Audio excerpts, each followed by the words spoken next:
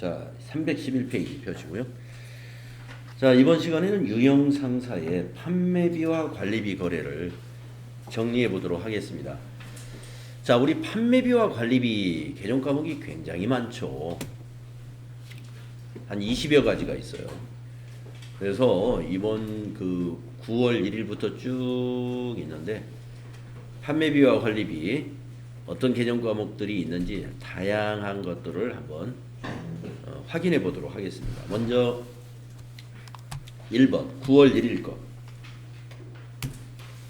자, 9월 1일은요. 재경팀 사원 박지은의 급여를 서울은행 보통예금 계좌에서 지급했답니다. 자, 그러면 여러분 급여 대장을 보고 우리가 정리할 때는 급여 총액하고 그 다음에 차감 지급액하고 그 다음에 요게 소개가 없어서 그런데 요 소개는 나중에 입력하면 계산기를 안 써도 되겠네요. 국민연금, 건강보험, 소득세, 지방소득세. 그러니까 급여는 그냥 급여예요. 비용 발생 급여고 개정 과목이. 그 다음에 요 차인 지급액은 요 보통예금이에요. 보통예금에서 이체했으니까. 그리고 여기 공제하는 것은 여러분 개정 과목 이게 뭔지 기억하고 계시죠? 예수금, 그렇죠? 예수금. 그래서 이 더해야 되는 것은 맨 나중에 입력하면은 더해지 않고도 우리가 입력할 수가 있죠. 자, 그래서 급여 비용 발생은 차변에 입력해야 되니까 급여부터 한번 입력해 보겠습니다. 일반 전표 9월 1일로 바꾸시고요. 9월 1일 3번 차변에 급여 801번 처리해야 돼요. 801번 150만원. 대변에 보통예금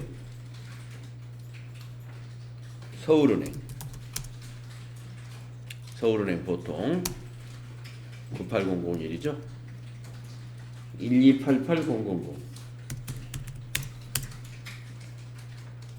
그리고 또 대변에 부채 증가 예수금 254번이죠. 그 예수금은 요거 그대로 쓰시면 맞을 거예요. 더해보지 않더라도 21만 2천원 이렇게 입력하시면 됩니다.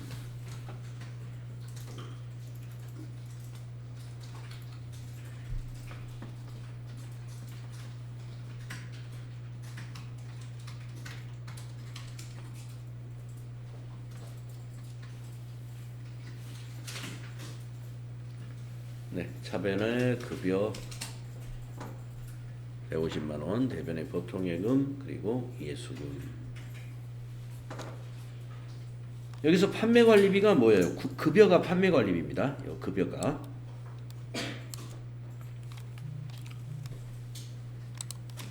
다음에 두 번째 문제는 9월 2일 날 종업원들에게 지급할 작업복을 구입하고 21만 원을 카드로 결제했다.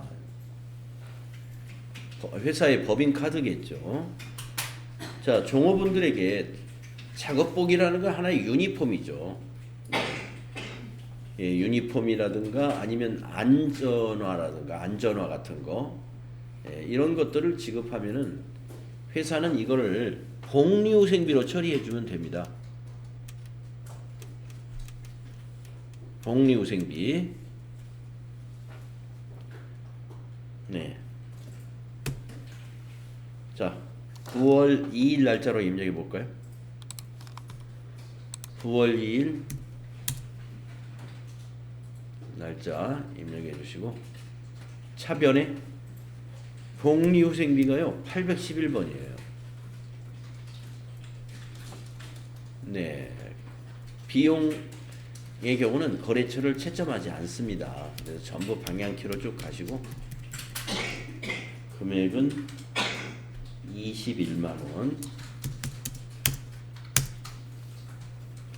대변 카드 결제했습니다. 부채죠. 개정 과목이 뭐죠? 예, 미지급금이죠.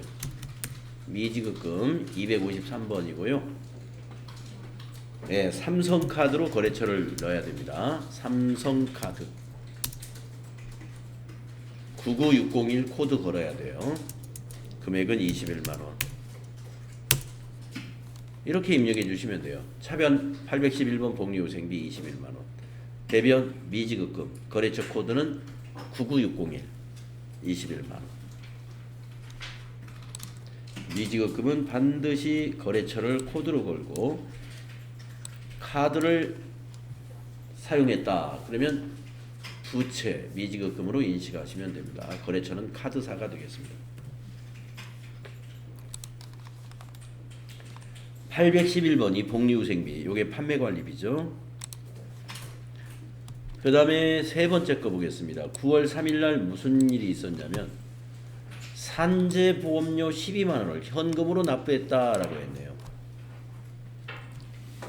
산재보험료라는 것은 산업재해에 대비해서 보험에 가입을 하는 겁니다. 그러면 산업재해의 보험의 혜택은 누가 받냐 하면은 종업원에게 혜택이 돌아가는 거죠. 우리가 회사 근무를 하다가 갑자기 몸을 다친다든가 이런 것을 우리가 산업재해라고 그러죠. 그래서 산업재해로 이렇게 그 몸을 많이 다치게 되면은 내 건강보험료로 치료를 하는 게 아니고 산재보험료에서 청구가 되어가지고 보험료로 치료를 받을 수가 있어요. 그러면 회사는 이게 보험료를 이 산재보험료를 회사가 납부합니다. 예. 아니 피보험 보험 혜택은 종업원인데 왜 회사가 납부하느냐? 법률로 그렇게 되어 있어요. 사용자가 보험료를 납부하라. 예. 사용자가 우리 개인의 건강보험료는 우리가 개인이 내고 있죠. 근데 또 직장인 다니면 어떻게 해요? 사용자가 50%를 또 지원해 주죠. 예. 직장인들이 좋아요. 그래서 여기서 이제 여러분에게 드리고 싶은 얘기는 만약에 이 괄호 속에 보험료로 회계 처리하라는 말이 없다면 이걸 생각해 줘야 돼요. 이게 지금 있으니까 이건 보험료로 합니다만은 저러한 멘트가 없다면 우리는 이걸 복리후생비로 처리해야 된다는 걸 기억해야 됩니다. 원래 복리후생적인 겁니다. 이게. 그러니까 괄호 속에 보험료로 회계 처리하라. 이 추가 지문이 없으면 복리후생비로 해야 맞아요. 회사가 보험료로 처리하는 경우는요. 회사의 재산 보호를 위해서 지불하고 있는 보험료도 그게 보험료입니다. 예, 회사의 자동차 보험이라든가 회사 건물의 화재 보험이라든가 예, 회사의 재산을 보호하기 위한 보험들 이런 것들은 회사의 보험료입니다. 그런데 물론 산재보험도 결국에 회사를 위한 것이긴 해요. 하지만 그 산재보험료로 지급으로 인해서 우리가 그것이 수혜가 가는 쪽은 종업원 쪽입니다. 그래서 종업원들의 복리를 위한 것이다. 이렇게 보아서 일반적으로 복리후생비로 처리합니다. 자, 하지만 이 문제에서는 보험료 딱 찍었기 때문에 그냥 보험료로 해야 됩니다. 그래서 9월 3일 날짜 바꾸시고 출금 현금 지급했으니까 1번 출금하시고 보험료 800번 때 써야 됩니다. 821번으로 12만원 이렇게 하시면 되겠고요. 물론 출금으로 하지 않고 여러분들 아시겠지만 차변 보험료, 대변 현금 맞아요. 그것도 맞습니다.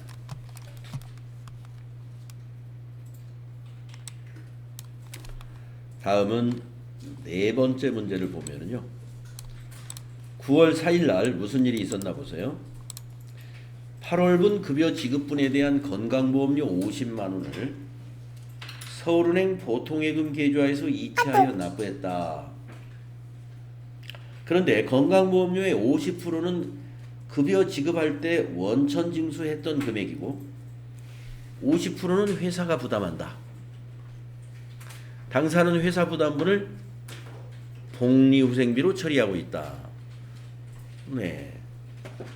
건강보험료 50% 회사가 지원해 주는 거, 이거 복리후생적인 차원에서 해주는 거예요. 그래서 복리후생비로 처리하는 거 당연한 겁니다. 자, 그래서 이번 달 보험료를 50만 원 서울은행에서 납부했잖아요. 보통예금 계좌에서. 그러니까 보통예금은 대변이 되잖아요. 차변이 두 개로 나누어지죠. 복리후생비 25만 원하고 원천징수했던 건 개정 과목이 뭐였죠? 예수금이었죠. 예, 부채가 차변에 와서 이때 감소하는 거예요. 납부하면서. 그래서 차변의 예수금하고 복리후생비가 되는 거고요. 대변은 보통예금 하나입니다. 자, 대변부터 입력하겠습니다. 9월 4일로 바꿔주시고 대변의 103번 보통예금, 은행은 서울은행 보통 50만원, 차변의 811번 복리후생비가 25만원, 차변의 예수금이 25만원,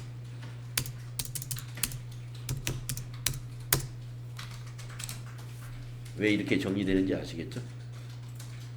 예수금, 부채 감소입니다. 그리고 여기서 판매관리비는 811번 복리후생비가 되겠습니다. 네.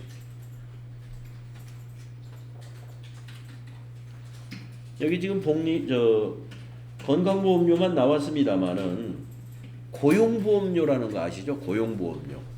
고용보험료는 이제 우리가 그 근로자가 직장을 다니다가 회사 사정에 의해서 당신이 이제 다음 달부터 퇴사하시오 해가지고 회사에서 나가라고 해서 나왔어요. 직장을 잃었습니다. 거기에 대비해서 우리가 고용보험료라는 걸 우리 근로자가 부담하기도 하고 절반은 기업에서 부담을 해주죠.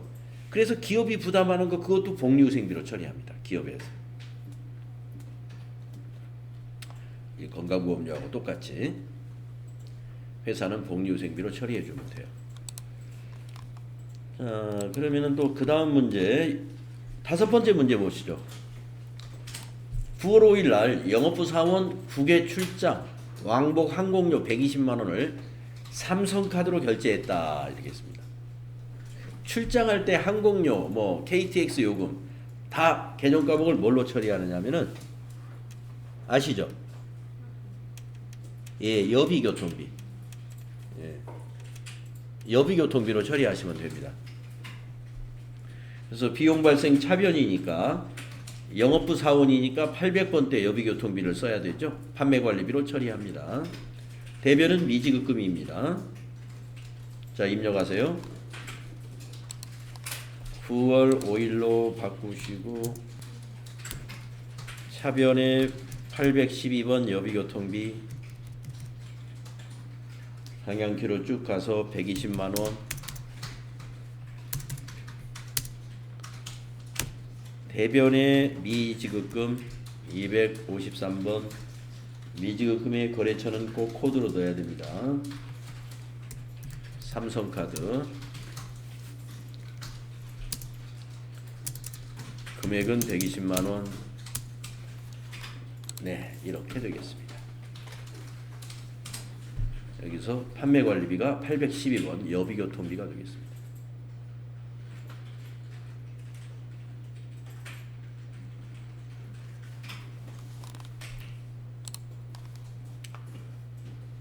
자, 6번째 거 볼까요?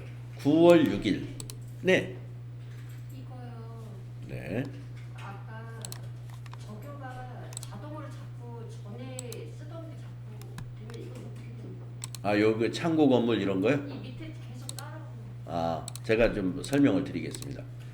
자, 여기서 812번을 입력한 다음에 저는 방향키, 화살표 키로 이렇게 지나가거든요. 왜 화살표로 지나가느냐? 만약에 제가 여기서부터 엔터로 지나가 볼게요.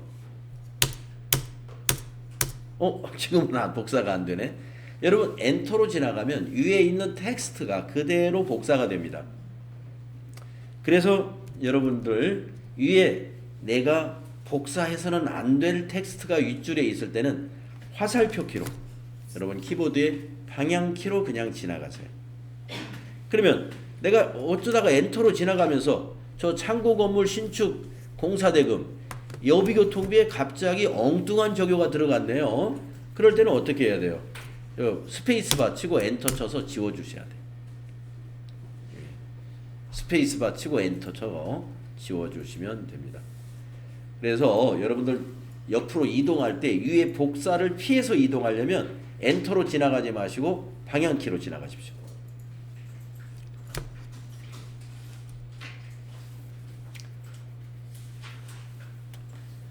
자, 다음은 6번 문제를 보시면요. 거래처 직원의 청첩장을 받고 5만 원을 축하금을 현금으로 지급했다는 겁니다. 거래처 직원. 그러니까 이건 뭐예요? 접대비죠. 그래서 접대비 현금 지급했으니까 경조사비거든요. 접대비로 처리하는 겁니다. 그래서 출금 전표로 작성하면 됩니다.